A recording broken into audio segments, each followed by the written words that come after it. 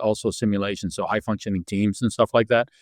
But I got my first taste, I guess, of emergency relief work being in Haiti after the earthquake, and then volunteered twice with NYC medics in Iraq during the fighting with Mosul. And then after leaving academia, I've been in Ukraine and most recently spent a month in Gaza last September. So, and it was, it was interesting because to me, a lot of that time, that's when I started to become much more aware of not just the differences in the field care, like what goes on out in the field, but also what, especially in Ukraine, I got, a real eye-opening experience dealing with the realities of prolonged field care in the modern day. Yeah, awesome. Well, you're definitely the guy I want to talk to, because today I would like to talk about the thing that scares literally every provider on the planet, which is a floppy kid and somebody looking to you to help. So today, kind of specifically, I was looking for like pediatric airway emergencies, how to deal with airways, how to manage airways in the little ones. So why on earth do these kids, they crash so fast? Why? So, what's interesting is in some ways they do and in some ways they don't. So, take a step back. I mean, trauma is trauma, right? At the end of the day, it's always going to kill you in a stepwise fashion. So airway, breathing, circulation. For kids, one of the things that happens is that, they have such a high metabolic demand and they have such different airway dynamics that they can actually go south a lot faster. It's also this, the circulatory thing works similarly, is that kids don't look nearly as bad because they don't drop their pressure as fast as adults do. So people mistake kids for being stable, and then out of nowhere, they just crash and burn on them. And so for kids, they just have a smaller reserve. Their airways just are much more prone to compromise. And, that just leads to a whole mess of trouble. And then, one of the interesting things is pretty much everything we have is designed for adults. So positioning a child normally on an adult stretcher or ambulance gurney or hospital bed actually compromises a kid's airway because they're not designed to be laid down flat like that. You can't lay them flat like that. If you do, they automatically obstruct their airway. So like the way I like to approach it is, and I know you guys use March, I think of it as ABC, just in terms of airway, breathing, circulation. And I think that helps a little bit more in kids when you realize that, 90+% of kids go down because of a respiratory airway issue. So if we take it like a step back and just look at, especially younger kids, look like a bobble toy. Everybody who has great big heads. Yeah. Right. They got a big, huge head. They got a tiny football player neck. And that big, huge head is poorly supported because they're just, muscularly, skeletally, everything's immature. So they're just much more prone to airway compromise than an adult is. So like I mentioned, the first point was, just as soon as you lay a kid down flat, if you lay a kid down flat and don't provide some sort of elevation for the shoulder, what happens is, because the head's big, and I'm doing it with my hands, you can't really see it, but it basically takes their head and it turns it up on top of itself, compressing the airway right here, and you lose that airway. Puts their chin to their chest. Yeah. And that's the first way that it goes. So if you look at a lot of stretchers, they should be designed with a hole in it for the occiput, which would actually prevent that from happening. If you don't have that, then the easiest way to avoid that in the initial way is just to put something under the shoulder or put something under the whole body, if that's easier for you guys to do, just to elevate it up an inch or two. And just doing that preserves the airway. Would you be looking for, so on an adult, you're trying to look for like that ear to sternal notch kind of position? Mm-hmm. If you did that for a child, would that be sufficient? Yeah, that would be the way to do it, because you just ideally want to bring their chest up a bit. And the way we always think about it is under the shoulders, 1 to 2 inches, something that can elevate them a bit. So, even a t-shirt, an extra shirt, whatever you have, even an extra plate if someone's got one lying around that they're not using, anything like that. I used ammo pouch, anything that could actually elevate them, especially if you're in the field. And in the hospital setting, it's easier. We put like a code board underneath them. That automatically brings them back to neutral. Then you run into the second part. So there's just like laying them flat, but then you think, and adults do this too when they get really intoxicated, but in kids, that everything else inside the mouth and of the neck is immature. So it's actually wants to collapse. So if you think about it, so they got the big head. In that mouth, they have a relatively large tongue. And what happens is because the muscles and stuff aren't developed, it naturally just wants to fall back. So kids are much more dependent on keeping that tongue forward. So that's why a nasopharyngeal airway or even an oral pharyngeal airway in a kid can actually buy you a lot of time and even prevent intubation. So if you got a kid coming in with a GCS of 9, but you're out in the middle of nowhere and you say, I'm just afraid to tube this kid. Okay, so put in a nasal airway, right? If it's safe, put in a nasal or an oral airway, and that will probably save you a lot of time right there. So when it comes to like pre-hospital work, you're dealing with everybody, right? You're Gaza, you have all comers are coming to you. Prep wise, as far as having the gear, like it's one thing to I have NPAs. Right. Luckily, everybody in the military is exactly the same size, so we have standardized stuff. Right. Like how much, just prep wise, like how much pediatric are you bringing? Like, is there a standard percentage? With most organizations, they come built in with kit now for peds because they recognize there's a problem. So you'll see that a lot of them will have stuff. In Ukraine, we made our own bags, and we carried NPAs and OPAs and stuff like that with us, as well as IOs. And I mean, the other problem too, right, is if you are going to tube somebody, you really need to have the right size tube. And if you don't have that right size tube, you ain't getting it. So it's about, I agree. If you're going to be carrying, the problem you guys are always going to face out in the field is like just how much kick can you carry at a certain point in time. So, if you could have one or two, that would be ideal. I don't think anyone's tried to break it down for the individual operator level, and it would be really interesting because I know there's an interest in particular in the U.S. Army on pediatric field care at this point in time because I know there was a survey done just recently, and they were talking specifically not just to 18 deltas, but medics in general. And one of the things that came up was, people just aren't ready. So, again, it's that's it, right? I mean, you hit the nail on the head. So ideally, if you have it, it's good to do it. If you can't, then, the other thing to always do is you can always, lay somebody on their side and let gravity work for it. And then gravity pulls the tongue forward, right? So it's instead of keeping somebody on their back, if they have if they have a low Glasgow Coma Scale score and you can't manage it, put them on their side.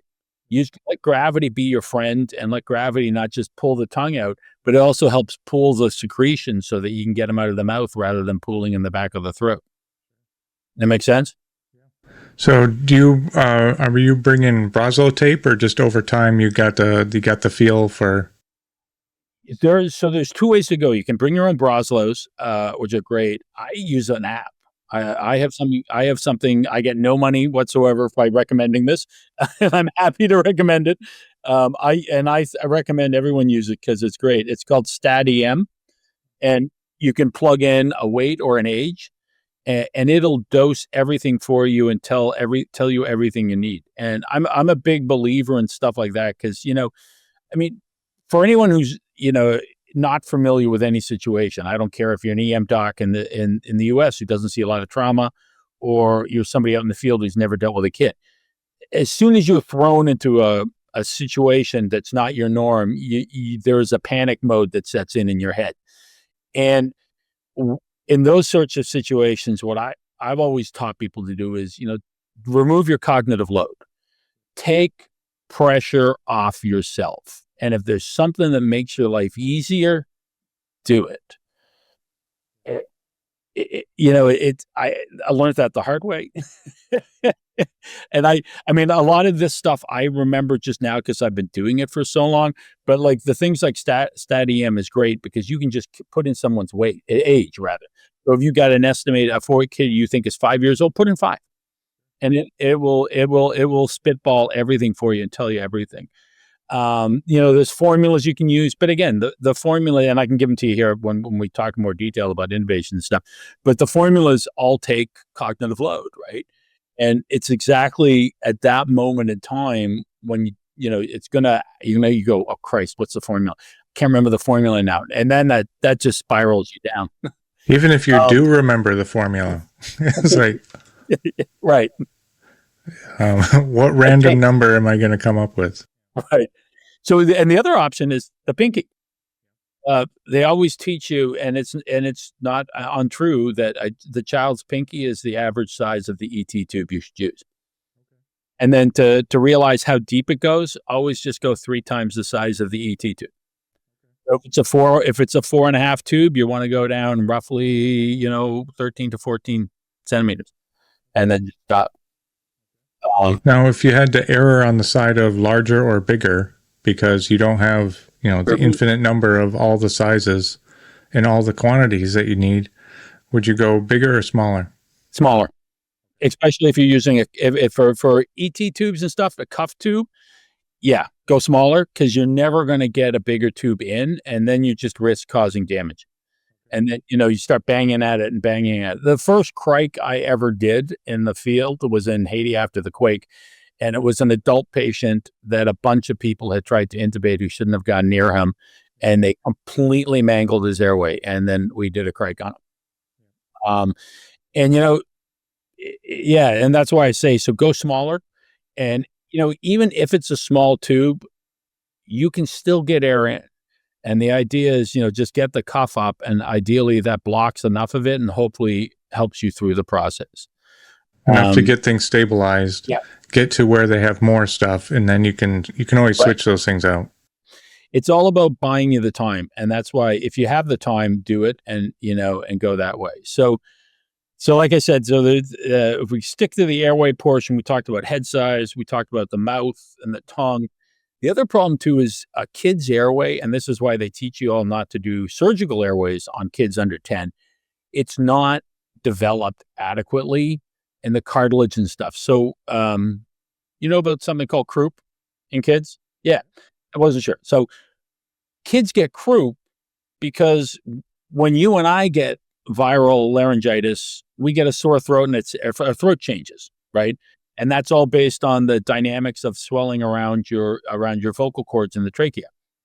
But in a kid, so like you and I have that big. In a kid, it's like 4 millimeters, not 16 millimeters. So if they get 1 millimeter of swelling, that's now a massive constriction on the trachea. And what happens is because it's not as well developed with cartilage, it just wants to collapse in on itself when you breathe in. So every time a kid with croup breathes in, it goes, and you can mimic that in a kid. And so they will get dynamic collapse of the airway in trauma and stuff like that. One of the other problems that you see is the epiglottis in a kid is not also well developed, and it's much floppier. So the position it wants to be in, if you don't have control, is it'll flop back over the airway. So again, lying somebody on their side while preserving C-spine precautions, if you can, is a great way to put everything use gravity to assist and keep everything open if you don't have the right airway equipment. And it's a good way to buy yourself some time until you can get him to the right place where you can do it. Those are the big ones. And then the other ones is and this is a big problem with the actual mechanics of intubation. And this is what I always teach, because I spend a lot of time teaching adult providers how to intubate kids. And I always tell them the same thing. It's like, you guys know exactly what you're doing. It's not that you don't have the skill set to intubate somebody. The problem is when you go to intubate, you do everything automatically. We go into lizard mode, right? And all muscle memory kicks in, and we do everything by muscle memory. And you're in the exact right spot to intubate an adult, and that's the exact wrong spot for a kid. because the airway's more anterior and cephalic. So it's closer to the front and it's more up towards your head. And so you'll go in and you'll be too deep and you'll literally be sitting there in the esophagus. So that's one of the things where you want to take a step back. And that's when you really want to slow it down and say, okay, I got to remember that I'm going into a completely different airway here. And when I do go into intubate, I got to go in. I always recommend go in slow and work your way down. And then you can lift the epiglottis out and put the tube in if you need it. That's the best way to go. At least I've done pediatric intubation like a small handful of times. Yeah, it's one, the blades are like this freaking long. Yeah. So that already tells you that you're in over your head. Right. But at least just what I found, just recognizing that I'm going to probably more than likely going to go too deep from the outset, and that the only movement I should be doing is coming back. Yeah. I don't know. Have I been hurting children all this time? Not necessarily. I mean, and not at all. If provided you go in with that mindset and you're cognizant of it and work your way through it, it's a great way to go. And like for guys who aren't deployed overseas, before they deploy, if they can get some time in anesthesia, I always recommend they go to the OR with any pediatric anesthetist, and the best room to go into is ENT, because they do like 10 to 15 cases a day, and you can tube a whole mess of kids. And you learn a lot of cool ways about like, and one of the things you also learn from them is they'll, like for myringotomy tubes, they won't even intubate somebody. They'll just bag them or put in an LMA for 15 to 20 minutes. So that's the other option, right? If you're not comfortable, an iGel or an LMA while you move somebody, look, it's not the best, but hell, sorry, the bet. You don't make what's the old line? Don't make the good the enemy of the good the enemy of perfect, right? So if that's what you got, that's what you got, and you go with it, and you go that way. Like we had an adult patient, but in the middle of an ambulance ride on terrible roads in Ukraine, he crashed and burned on us out of nowhere, and we couldn't really stop because of conditions. So we just slammed in an iGel and we bagged him till we got to a decent road, and then we stopped. Well, decent road and no drones. And then we stopped and we intubated him appropriately at that setting. But like, you get it. That's what you got to do. That's what you got to do to get through the moment. And so, the LMA, the iGel, even if you have a good, a right size King or Combi tube, King or Combis are a great compromise, especially in somebody who is GCS less than 8. Because they're not going to fight you on it. And I would say if you're in the field and your GCS is 9 or better, don't tube them. Avoid intubation and try to manage them, conservatively till you get to the right setting. Because if you don't have the right, because once you do intubate them, then you have to worry about all the sedation and whether or not you're going to paralyze them and stuff. And I doubt, do you guys carry paralytics even in your packs? No. So then you got to, keep them adequately sedated with something like ketamine, which is not, you can do it, but it just adds more to your workload. Not to mention, guys are uncomfortable dosing ketamine. Yeah. Now you're dealing with somebody who's not 100 kilograms. It's going to throw off all our math. So yeah. Well, for kids, the easiest way to dose it is 0.5 to 1 milligram per kilo. And like I said, the EM stat has that all dosed out for you right there. So it's a great way to go. As far as one, how do we even come to the decision? So we've talked about anatomically, how things are different. Their metabolism is different. Their residual volumes are different. Yep. How do you come to the decision of, I'm going to conservatively try to manage through positioning, prayer, however you want to do this? Agreed. Versus like, I have absolutely no choice. We have to take this child's airway. I think just take it stepwise and, position first, try to, jaw thrust, inline stabilization. If you can, get an NPA or an oral airway in. If that doesn't work, try rolling them on their sides. And then, when you get to that measure, once you're past that, then you're like, well, then now you probably have to control it. I would say that you're probably going to get there for every kid who's got a GCS of 8 or less. And that's strictly trauma, right? Like if people are using GCS in medical now, it drives me nuts. It's not validated and it doesn't help you. But to give you an idea about how you can do it. So in Syria, when Assad was dropping chemical weapons on his civilian population, there were lots of attacks with nerve agents like VS gas. And those guys didn't have the ability, and MSF has a good report on this, those guys didn't have the ability to actually intubate these people. So what they did was they literally, and an agent like that causes hypersecretion, airway compromise, all the full core press. They did exactly what I recommended, which is put them on the side, let gravity help pull the secretions out. If you have to, suction, and do something to help move the tongue out of the way. So you can try just using a blade to pull it out of the way, all that stuff. And that's how they manage those kids. They didn't even have well, of course I'm blanking on the antidote. Yeah, no, they didn't. Well, so if you can use atropine for a nerve agent. I have a great photograph I can send it to you of a farm worker exposure to organophosphates, and they basically used all the atropine in the hospital because they didn't have it's the duodope one. It's atropine, 2-PAM chloride. There we go. Yeah, so they didn't have 2-PAM, so they don't have pralidoxine. That's what I was looking for, and so they basically managed all those kids in Syria, because a lot of them are kids, and we can talk about that in a sec. Or like 30% were kids, and they just dosed them with benzos. If they started seizing, they gave them benzos to control the seizures, and then they waited. Because the good news about most military nerve agents is they're fast onset, fast off. Unlike when you get within pesticide poisoning, which is a really long onset and long off, and those are a nightmare. Not to diminish chemical agents, but As far as oxygen, right, we don't have a lot. Right. When it comes to kids and that fast metabolism, they burn through that oxygen pretty quick. How important is it to have oxygen available in any concentration? So if you can, yeah. Again, the thing that's going to probably impact you more is the hypoventilation and the increase in CO2.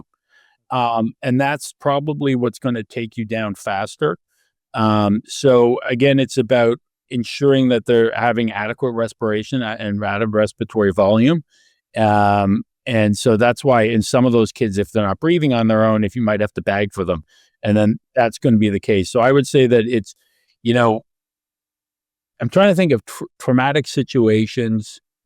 Yeah, I mean, you could get hypoventilation from a CNS injury. So again, it's probably going to be the CO2 buildup first that gets you rather than the oxygen. So again, it's about air exchange is one of the big things we always forget. So if you don't have oxygen, room air is always going to be a perfectly fine substitute. Ideally, you want 100, as much oxygen as you can get in the critical care setting, but you guys can't carry a tank of oxygen. So again, it's about, you want to think of, the way I would think about it is you want air exchange, and the thing that's going to if you're getting adequate air exchange, the thing that's going to kill you faster, or inadequate air exchange, what's going to kill you faster in the field is the buildup of CO2, which is going to trigger the arrest, than hypoxia. You can do with low oxygen. It's not ideal, but it's the buildup of CO2 that's going to trigger the arrest and cause you to crash and burn.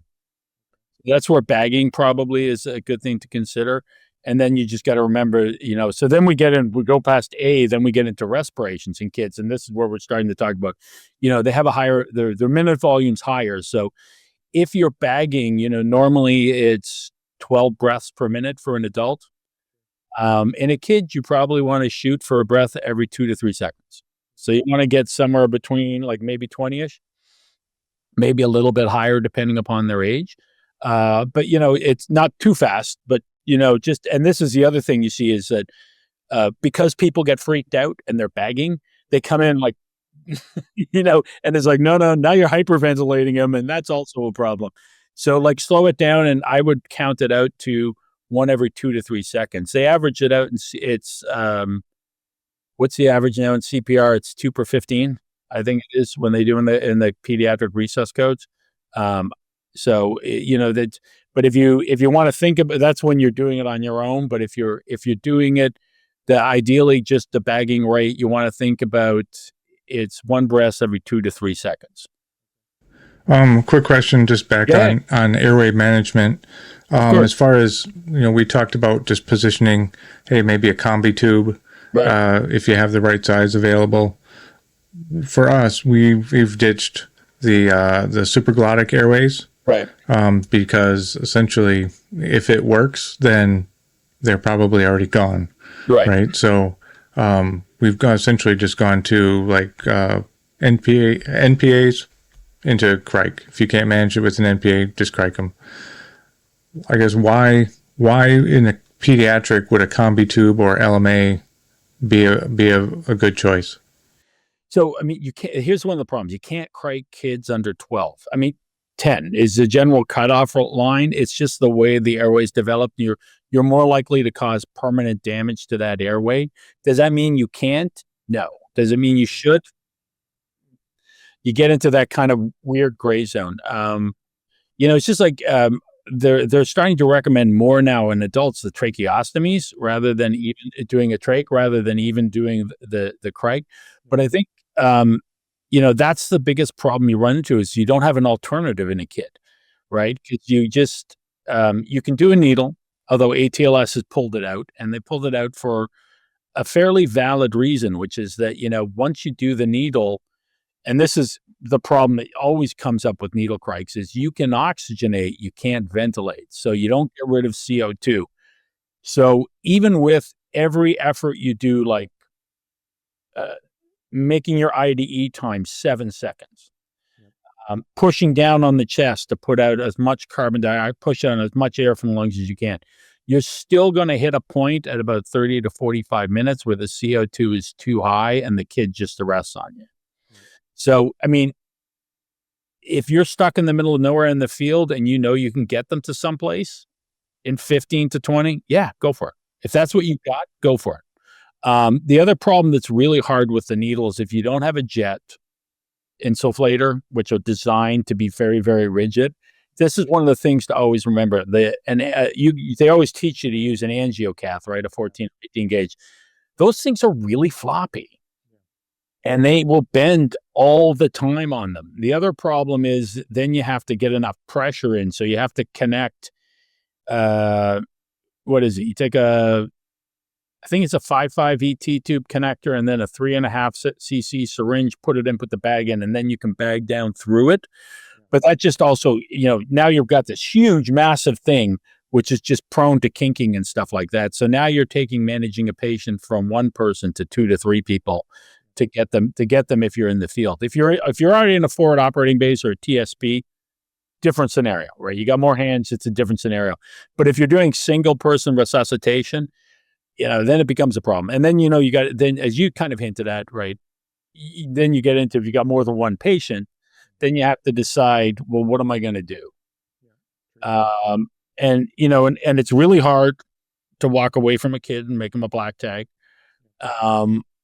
But that might actually be if you've got more than one patient, that might be your viable option, sadly, because, then you lose 5 people rather than just one. And as traumatizing as it is to lose a pediatric patient, just based on the MCI principles, that might sadly be what you have to do.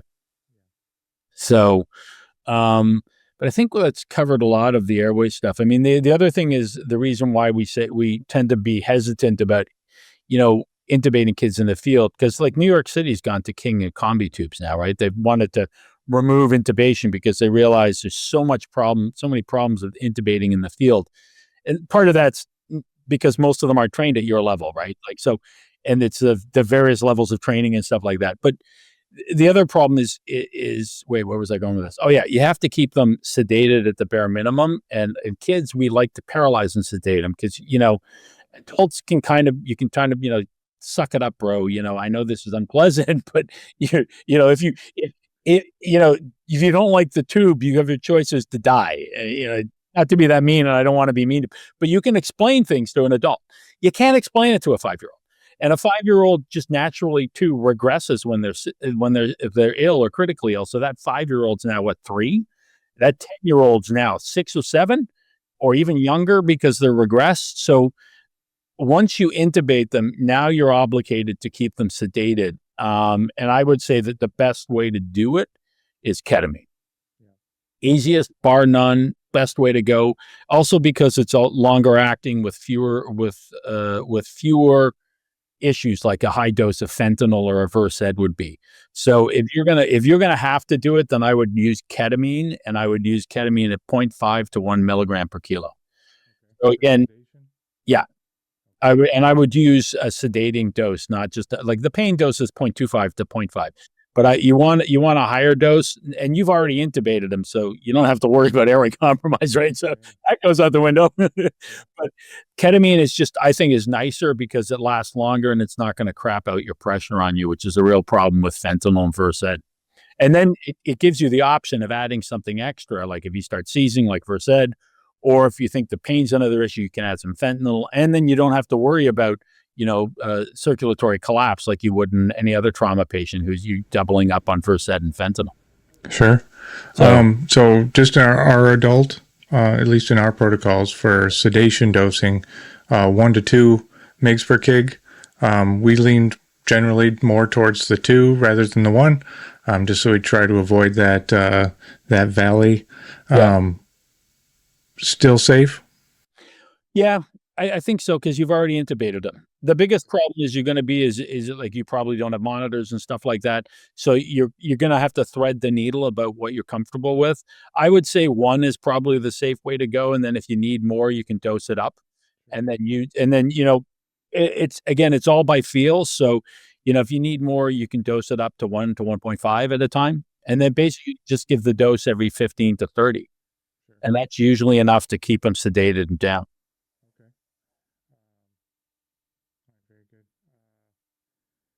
You were talking about breathing, 1 every 2 seconds, 1 every 3 seconds, something like that. As far as goals for respiration, now I am breathing for this patient. Yep. Oxygenation and tidal. I have both those monitors. So would my goals pretty much the same? Yeah, I would say so. I mean, the way I look at oxygenation is anything above 90 is fine. So if you're at 92, I'm that's good. Because you're not going to have hypoxic injury unless you get down lower than that, under 90. And the AAP says, for kids with bronchiolitis and asthma and stuff, that we shouldn't even think about admitting them unless they're under 90%. So I use 90% as my threshold because, again, it's keeping it simple. And then I would try to keep my end titles, in the 35 to 40 range, like you probably do with all of your adult patients. And that's then you're monitoring. The biggest problem is, again, once you tube them, now you have to breathe for them too. And I'm assuming you guys don't travel with portable vents. Well, we do to some extent. Okay. So we have the majority of guys will have what's the Save 2 vent, which is really like an automatic BVM. Okay. I think those bottom out as far as settings go around like 30 or 40 kilograms. Oh, so wow. Not super young. I think, and it goes by height. So I think height wise, like 5 foot, I think is, I could be obviously wrong, but it's somewhere around, it's built for generally adults, right? So I don't know that it can get small enough, right, for that. We have the BVM if you need to go real small. Yep. And units, at least more frequently anyway, especially on the soft side, are starting to get like the Impact 731s, the Sparrow vents, things like that, and those are actual vents, so they can go down quite a bit.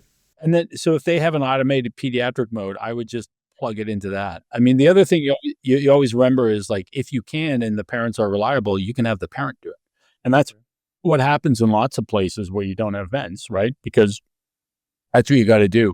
So you make sure your pop-off valve is set to like a 15 to 20, maybe nothing more than that, and you just want to get enough chest rise. You don't need to max out on your pressures, because if you're using a big bag, you're going to get a lot of pressure. So try to just get chest wall rise, and then again, if you're monitoring end titles, you'll have a good idea where you're going, and that's good. Yeah, definitely. Post airway ventilation, we already talked about ketamine. Maybe you need to sneak in some Versed just to smooth things out a little bit. What dosing usually will, for most of our like ketamine sedations, we'll start off 1-2 milligrams of Versed. Any difference? I would start. So they usually start at the recommended dose, because I got to look this up when I do it, is 0.1 milligram per kilo of Versed. Yeah. So, I mean, eyeball, if you think he's 10 to 15 kilos a milligram, 20 kilos, 2. And then, the fentanyl is usually 1 to 2 mics per kilo, and go from there. But I think, because the odds are you're going to be tubing somebody for a head injury. It's the most common reason that you're going to wind up intubating a kid in this day and age. And then in that case, Versed's going to help you. The other thing to consider is, even before you go there, if say the GCS is low and you're worried, if you're carrying hypertonic saline, push some hypertonic. I prevented intubating patients in the hospital setting for ICP and diabetic shock from diabetic ketoacidosis by just pushing 3 mLs per kilo of hypertonic saline. Oh yeah, it's especially for the head stuff, right? Like that is a great way to go, the hypertonic, and you can go up to a total of 150 mLs before you start to get into a whole mess of problems with with electrolytes and stuff like that. But if you stick, the dosing is 3 mLs per kilo. If you generally stick with that till you get to the adult dose, you're probably going to be fine. And then you can always, if the hypertonic works and you don't want to go down the road again, give mannitol the next time around. And because again, it's most common. One of the more common reasons you'll probably see it is that they have a head injury and their GCS is 8 or less. If they're anything more, like in the hospital setting, I always say if they're under 10, you should tube them. And that's a little aggressive, and some people disagree with me on this, but I'm assuming if your GCS is less than 10, the odds are you're going to get worse. And I'd rather have your airway controlled now than wind up in a mess later and have to control your airway. But out in the absolute limit in ATLS is a GCS of 8. So anything 8 or less. And if you want to eyeball it, because you don't, again, cognitive load, AVPU, right? If you're at a P or a U setting, you're probably going to need U for sure. You have to intubate. P, you're on the border because P is 9 to 12, right? Yeah. And so then you got to start thinking about your GCS management. Like, do I have to give them hypertonic? Do they have a head injury? Is this a kid that actually needs a burr hole? That's a different world. The way I think about it, somebody's unconscious. How likely are they to wake up really soon? If somebody passes out from an IV, right, they're unconscious. They're going to wake up here in a minute. Yeah. I refrain from cricing them. Right. But somebody's down from trauma, I can always walk this back. Well, and that's why it's important when you get to circulation in kids too. It's always important to remember that, and this, right? You can be down from a circulation standpoint. So if they're low and you think it's hypovolemic shock secondary to blood loss, then correct that. Because again, that's an airway that, yeah, sure, if I was in the hospital setting, you have to definitively manage. But then I got the team on board where I can do multiple things at the same time. And, I would say, and this is where it's, in kids, it's important because, like, as I said, they hide blood loss very well. They hide volume loss very well. And, they go from 0 to crash in almost no time whatsoever. So, maybe someone bags while you're getting a couple of boluses in and then go from there. And I don't know if do you guys do walking blood bank? Yeah. So if you know the kid's blood type, then by all means, give them blood. Because at the end of the day, generally in peds, we recommend 1 to 2 boluses of a colloid, crystalloid before you go to a blood. And I don't think that's unreasonable. So, 1 to 2 boluses of normal saline at 20 cc's per kilo. And then, if that's not what, that gives you time too to say, okay, I think that this is a kid who's going to need more, and let's get some blood ready to go. And if you already have PRBCs or something else that's a volume expander, that's also a great, like, because in Ukraine, we had a bunch of European, volume expanders that weren't just straight old-fashioned crystalloids that we would use, and I always blank on their name. But it's funny because you don't see them so much in the U.S., but I loved them. They were a great alternative when you don't have blood for somebody who is hypovolemic and you want some oncotic pressure in there, because the lactated ringers and the normal saline gets you volume, but it doesn't get you any oncotic pressure back into the system. So as far as volume, as far blood bolusing, we tend to do things either none or completely all the way. So I can turn this child into a little tomato if I wanted to. You just mentioned 20 cc's per kilogram. Same for blood or any volumes? Blood is 10. Oh, blood is 10. Okay. Blood is 10, and normal saline ALR is 20. And again, that's why I say for something like MStat has it already calculated out for you and tells you exactly what to do. And so the 20 is the easy one. Do y'all have 60 cc syringes? No. Okay. We have 20s, so we can do it 3 times. So yeah, you can do. There's a trick we always teach incoming peds nurses and interns and stuff to do. It's called push pull, and you just get a liter bag. Once you got them hooked up to that IO and a 3-way stopcock, turn it to the bag to the syringe, fill up the syringe, turn it to the patient, push. You would be amazed how much fluid you can get in 60 seconds that way, and that way you know exactly what you're putting in. And so if you got a 20 kilo kid, you need 400 cc's, 20 cc syringe, you just do it, boom. See where you're at, reassess. Just like, most healthy young soldiers tend to compensate the same. Like they kind of skip over that stage 3 and go into like, I'm a champion and then I'm on my way to being dead.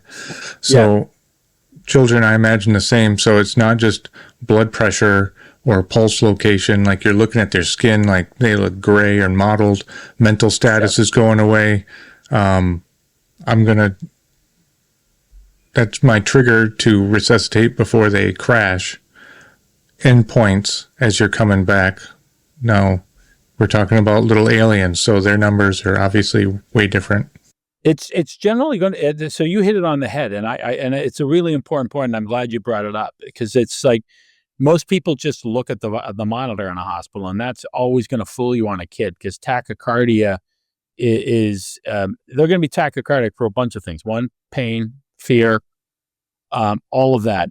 But then look at the skin, the peripheral pulses, and again, it's, as you hit on, you can tolerate up to 30% of your blood loss before you start to see some pressure instability and other things kicking in, like altered mental status and confusion. So I 100%. It's the whole gestalt of the patient and what do you think they're doing. If you're worried, give them the bolus. Most kids are managed non-operatively.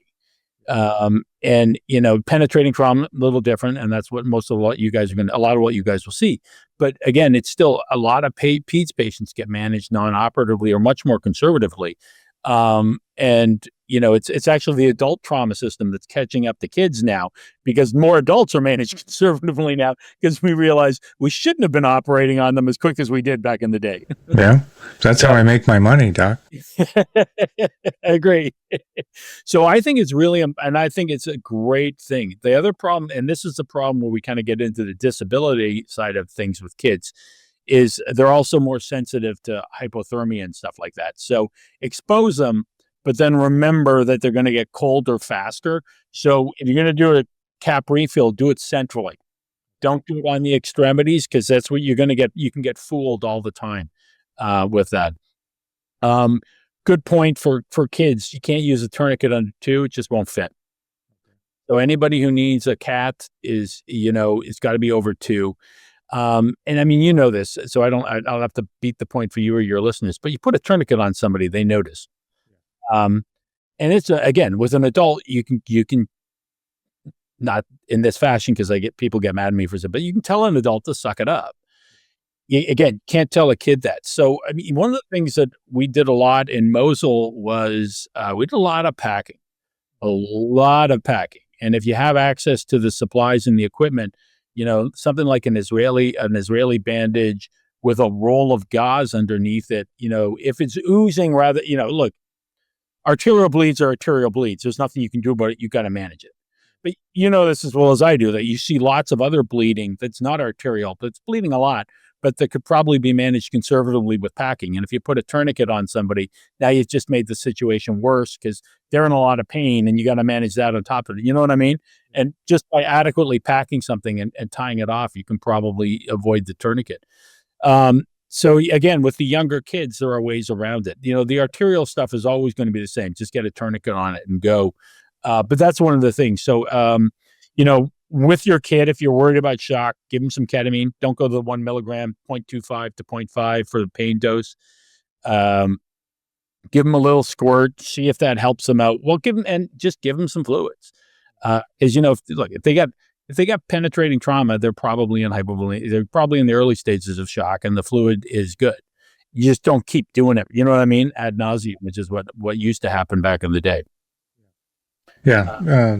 I think for any intervention, like you should have an absolute endpoint to figure out like when to stop. Like right. In medicine, I think we're very good at giving more. We're not good. We're not really that great at pulling back. Right. I'm a huge fan of permissive hypotensive resuscitation still too, because again, you work in limited resources, right? Like I in Iraq or in Ukraine or in Gaza, I can't do a massive transfusion protocol. That just doesn't exist. And if I did, I'd kill my whole blood supply and I'd lose 40 patients instead of saving one. So what do you shoot for? Well, you shoot for perfusing pressures, anything over 70, right? The goal is perfuse the brain, heart, and the lungs. All the rest can come back later on in its own time. And yeah, it's problematic, but we're in damage control mode and we're trying to get them to the right spot where they can survive. And especially now with prolonged field care, you're looking at more, it's not a golden hour, right? It was never a golden hour. We should have never taught people that it was a golden hour. We teach this with sepsis and it drives me nuts. It's a golden window, and that window depends on a lot of different things. And what you want to do is try to expand it. So like in Mosul at our TSPs, our goal was, we were within 1,000 meters of the Iraqi front line, and the goal was to get them off the line. The medics do minimal work. They literally just scooped them, tourniquets or whatever, brought them back to us. And then we had 15 minutes to stabilize them and get them back in an ambulance and to definitive care. And even with that, survival was better than 97%. And you can do a lot. So I say permissive hypotensive resuscitation, keep that pressure above 70. And then the way to figure out what your diastolic should be, it should always roughly be 2/3 of your systolic. And then that gets you through the moment till you get back to a place where they can. And if you have a walking blood bank and you're going to be stuck for a while, give them blood. And then just make sure it's 10 cc's per kilo. When it comes to monitoring, just like everything else, most of it's built for adults. It's adult size cuffs, et cetera, et cetera. Can I put that on a pediatric and get a reasonable number? Probably not. You might have to put it on their thigh or their lower extremity. You may not even be able to use your cuff. So you might have to go based on palpable pulses and where you're getting them. Pulse oximetry should still be reliable, and that'll give you your heart rate. But again, if you don't have the cuffs are actually age dependent. So if you don't have the right cuff, nothing you're going to get on the monitor is going to be reliable. Okay. So essentially you're just going kind of analog, looking at the skin. Hey, they have brachial pulses. Yep. Skin looks not great, but okay. Cap refill less than 3 seconds. Yep. And then mental status, they're not all the way back, but good enough is good enough. Mm-hmm. So keep rolling. Yep. And, you hit it on the head. And so, same principle, stop the bleeding and try to correct what you can with what you got. A couple things we didn't touch on, but like I think needles are always going to be adequate. I don't know if they're teaching now to do the mid-axillary line over the intercostal. It's anterior axillary line. Right. So the anterior axillary line. One of my issues with that is I just think that if you're moving somebody, you're more likely to obstruct it. So I just think if you're moving somebody and it's always going to be easier. The one thing to remember in kids is just don't go nearly as deep. And in a younger kid, you probably don't need a 14 gauge. You could even get by probably in a kid under 2 with an 18 gauge in the chest.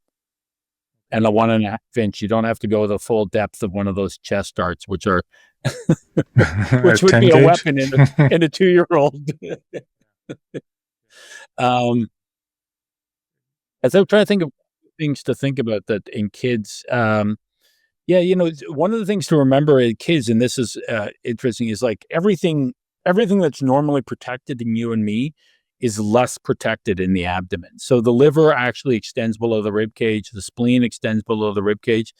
And shockingly, your bladder is actually considered intra-abdominal because in a kid with their pelvis, it extends above. So you're just much more likely to get blunt trauma and damage to the liver and spleen and stuff like that. So that can cause your blood loss there. They're also, I have my beer belly and my Molson muscle, as we call it up here in Canada, as does every adult male. We have abdominal or female. We have abdominal wall fat and muscle that are well developed. That's just not well developed in kids.